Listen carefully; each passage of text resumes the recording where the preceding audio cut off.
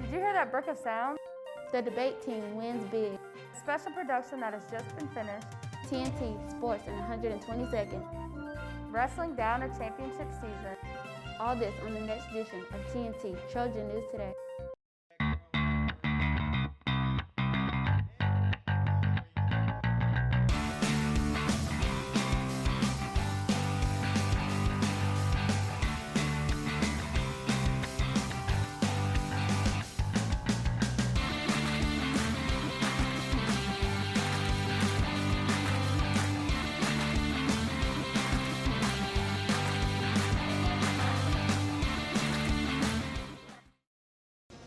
Hi CHS, and welcome to the newest edition of TNT Trojan News Today. I'm Kylie. And I'm Alasia. On this edition on TNT, we do a quick update on spring sports. Some big wins by several teams here at CHS and a special preview of a big production. But first, did you hear that brick of sound? If not, prepare your ears to be very surprised when you discover what we are talking about. Ashley, Seta, and Amira have all the details. She has just published her second book, so she's published 2 books now, and from my understanding, she's written more, which is very exciting. So I look forward to celebrating those other publishings as they happen. But with her today, we have her parents, and so I'd like to welcome to the podium Ms. Karen Stoutmeyer to speak first. I think it's noteworthy to recognize 2 great people this morning. First of all, I want to start off by saying I sent an email to Mr. Brooks and other select staff about Madison's second book being published. The very next day, September 12th, Madison and I were in an accident where we went over a wall and fell down and crashed on 7585. Madison missed about 3 weeks of school and was in a wheelchair. We were both badly injured. We both had to have immediate surgery, and I was so worried about my baby girl. After our tragic accident last year, he personally spoke to me on numerous occasions, and he reassured me that the school was prepared for Madison's return to school on their end. In September, we were hurt, we were terrified, and we were dismayed. Mr. Brooks, you provided a safe haven for our daughter, and we will forever, forever be grateful. It is with esteemed honor to dedicate Madison's first book to the principal of Carrollton High School. Thank you so much for what you have done for our daughter. To have a student who is a published author, and then to be able to be a part of this ceremony and giving a book and the dedication ceremony, that means the world. So I appreciate it. My advice to you is just keep on writing, keep writing. Continue to do that. There's great things ahead, I'm sure, and I look forward to reading your book. Thank you. And it was just amazing, the outpouring of love and support that our family received from the Carrollton High School family.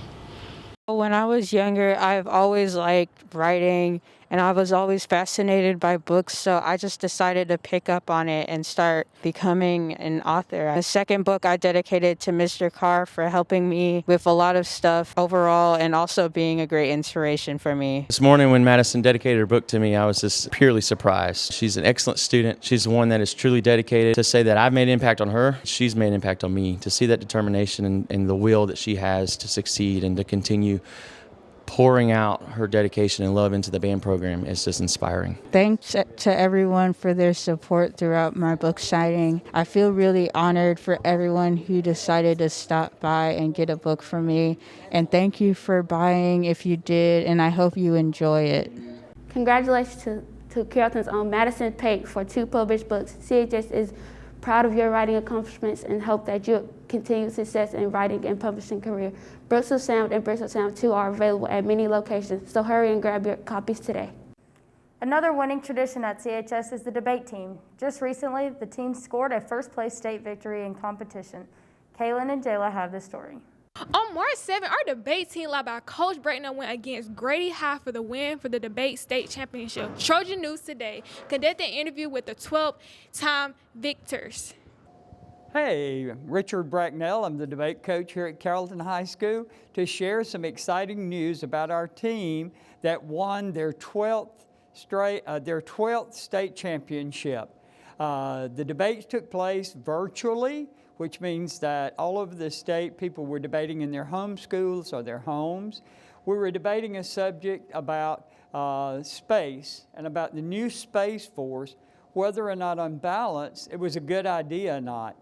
The pros would give reasons why the Space Force was a good idea, and then the con or the negative would give the reasons why there shouldn't be, or the reasons not to have a Space Force. It was an exciting weekend, and the team was undefeated as they won the school's 12th debate state championship. I would say we probably take, for a tournament like state, where we only get the topic really a week before we start debating. It's usually a full week's worth of work and doing practice and things like that. I guess you get nervous, especially in the first round, maybe you're a little bit nervous, but by the end of it, you're into it and you don't really think much of it. Yeah, I'd say the more and more you do it, the less and less nervous you get. I will say, though, that debating causes you to be like a lot of stress. You kind of get worn out just because you're doing so many things mentally at once that after a while it kind of wears you down. And so I'd say it's stressful in that sense. It only really got stressful again towards the end. Yeah. When you get into the last couple of rounds where you are close to outright winning the tournament, the nerves tend to go back up again. Yeah, exactly. Felt good. I really wasn't aware, debate has won so many state championships. I didn't know the exact number, and to find out that we were the 12th was really cool, just to know that we were able to add to that legacy. Felt good knowing that the hard work that we really had been putting in all year kind of paid off. State is the tournament every year that we focus the most on, so it felt really good just to kind of add to that legacy that the debate team has built. And it is nice to finish off a senior year like that. Yeah. Last chance to get it, and we actually got it. Congratulations to our debate team. CHS is proud of you. Reporting for Trojan News Today, Kaylin Kessel and Jayla Walker. Congratulations to the CHS debate team for their victory. This may be the winningest team in CHS history, and you guys have carried on the legacy. CHS is proud of your efforts and wishes you many more successful years. Although Black History Month was in February, production on a special presentation continued. After much work, this special presentation is complete, and Trojan News Today is very proud to have the exclusive. During the 1980s, African American families were financially reliant on the service sector as a means of employment. On average, African American families were only making 56% of the average white family's income. Kim was a hardworking woman, and while the Civil Rights Act of '64 granted her rights, she took nothing for granted. She took pride in her work and the ability she had to manifest a future of her choosing for her daughter and many generations to come. Welcome to Kathy's Home, to the best soul food in Birmingham, cooked by yours truly, Kim. The year is 1983 in my home, Birmingham, where I've lived my whole life. It's been 15 years since Dr. King was killed. The whole world was shocked, and in the midst of it all, Birmingham was silent. I was just a little girl back then, but I still remember how life used to be for my mama. Times are better, not great, but better. This is a poem entitled She's You. Is there anything she can't handle? She's been broken, she's been knocked down, she's been defeated. She felt pain that most couldn't handle. She looks fear in the face year after year, day after day, but yet she never runs, she never hides, and she always finds a way to get back up. She's unbreakable, she's a warrior. Mama Velma's story takes place a year before the Birmingham riots. On this somber week in history, over 1,200 protesters were jailed, including Dr. Martin Luther King, and over 950 children. This was a time of change, a time of American heroes. My name is Velma. This is the church I've been going to since I was a little girl. This is where my mother went, and to this day I still take my daughter here as well. It's 1962 in my home, Birmingham, Alabama. Life isn't the greatest nowadays, but at least we still have church to go to. This is a poem by Stephanie Lockhart. They tried to stop her, but they failed miserably. They overlooked her and tried to discourage her and sabotage her, but she persevered through it all with her head held high. They talked behind her back and plotted against her, but they didn't realize they were messing with an unstoppable, resilient black queen. She's ambitious, intelligent, self-confident, and bold. She's a phenomenal black queen that didn't compose her integrity to get ahead. She's generally happy, successful, and free to herself. She can, she does, she wins. Michaela has something that her mother never had. She has options. Michaela's story is extraordinary, unprecedented, and unfinished. From the sacrifice of her ancestors, Michaela has been given the opportunity to invest in her future and change the world. She has become her ancestors' wildest dream. What's up? It's Michaela, but you know me. The year is 2024 in my hometown of Atlanta, Georgia. My mother, Kim, and I moved here when I was just 7 years old. I am graduating this year, and I just got my college acceptance letters. Spelman, Duke, or Brown are my options right now. I am the first person in my family to get accepted into a college, let alone the Ivy League. Back home in Birmingham, it would have been fantasy to even imagine going to college. Today is reality, my reality. Now I'm going to read a poem entitled Freedom.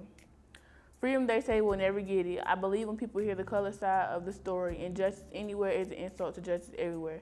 They chant and throw objects, but I'm not giving up. I feel like I could walk all night for freedom. Cops yell and block the roads and order people to go back. Groups of Caucasians chant in our faces and hold up signs, but all I can say is keep walking.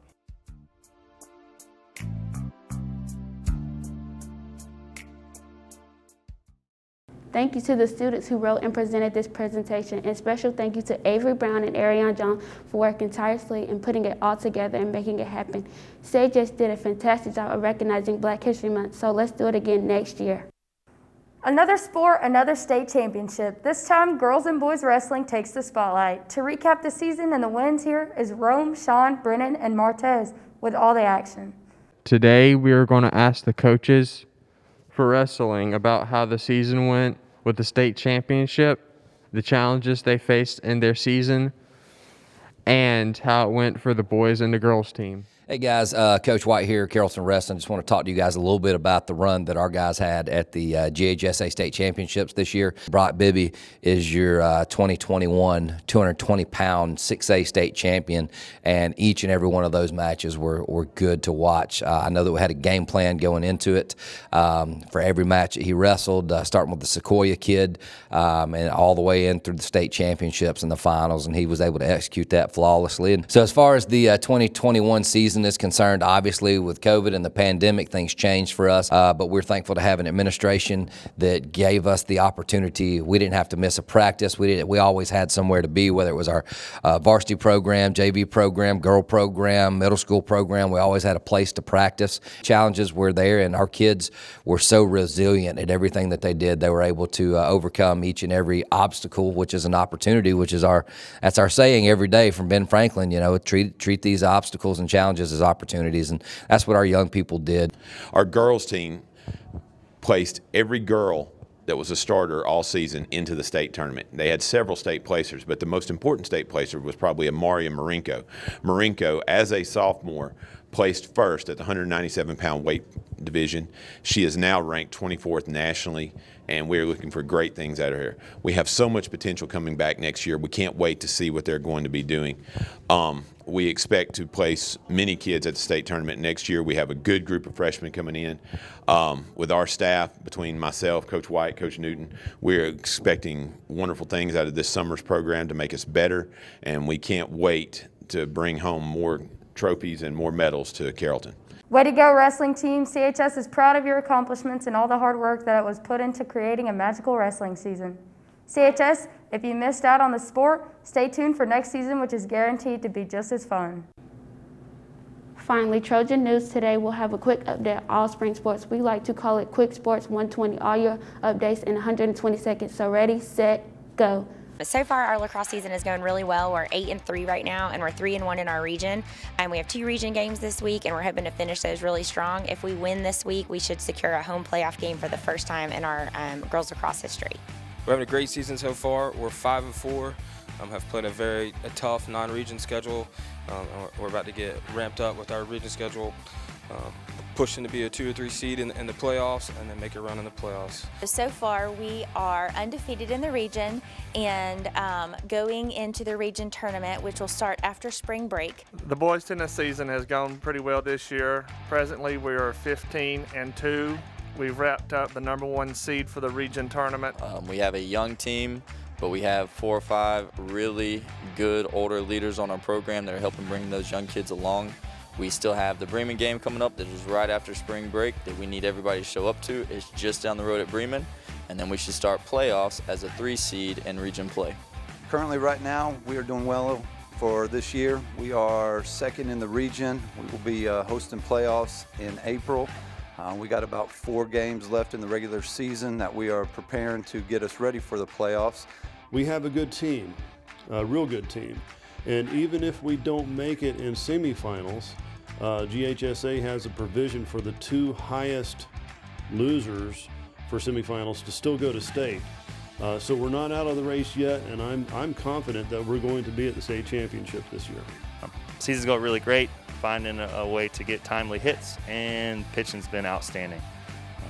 So looking forward to the last 5 weeks of the season. Carrollton High School falls under the classifications of 6A and 7A, so we compete 2 classifications. And the rankings that were posted on Monday, Carrollton's team was ranked #1, so that was exciting for our girls. Good luck to all spring sports teams. CHS, get out and support your teams and root the Trojans on to victory. That concludes this edition of TNT Trojan News Today. I'm Alaja, and don't forget spring break starts today at 3:15. And I'm Kylie, wishing everyone a safe and fun spring break. Bye. I'm Kylie. I'm Alaja. On this edition of TNT, we do a quick update on spring sports. Some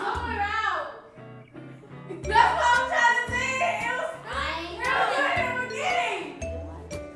Okay, can you tell them to slow down when it gets to the big paragraphs? Yeah, so what we're going to do is we're going to do 3 teams. Trojan News Today will do a quick update on spring sports. We like to call, wait, 120, 120, all your all your updates, 120. I promise I remember this time. Finally, Trojan News Today will have a quick update on all spring sports. We like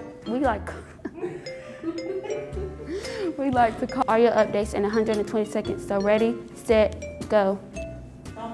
Good luck to all the spring sports teams. CHS.